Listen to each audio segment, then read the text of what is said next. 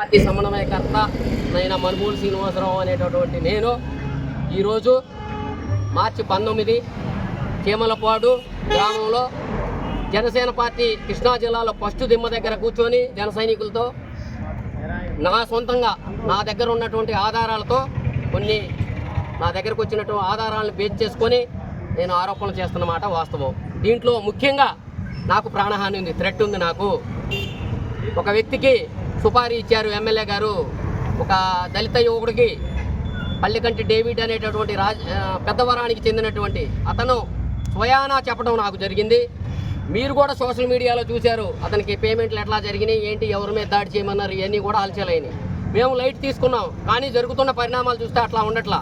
నాకు ప్రాణహాని ఖచ్చితంగా ఉంది. ఎమ్మెల్యే గారి నుంచి నాకు రక్షణ కావాలా, ఇది పక్కా. ఎందుకంటే ప్రతి చోట నేను అడ్డం తగులుతున్నా.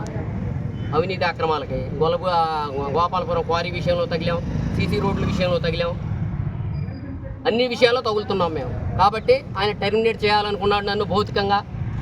కాబట్టి ఈ విషయంలో నాకు ఏ ప్రాణహాని జరిగినా, ఇంత స్క్రాచ్ పడినా ఒంటి మీద నాకు కానీ నా కుటుంబ సభ్యులు కానీ గౌరవ ఎమ్మెల్యే గారు కొలికిపూడి శ్రీనివాసరావు గారే బాధ్యత తీసుకోవాలి. దీనికి డైరెక్ట్గా ఆరోపణ చేస్తున్నాను. ఇప్పుడు దీని మీద ఇవ్వండి, మీరు పంపించండి.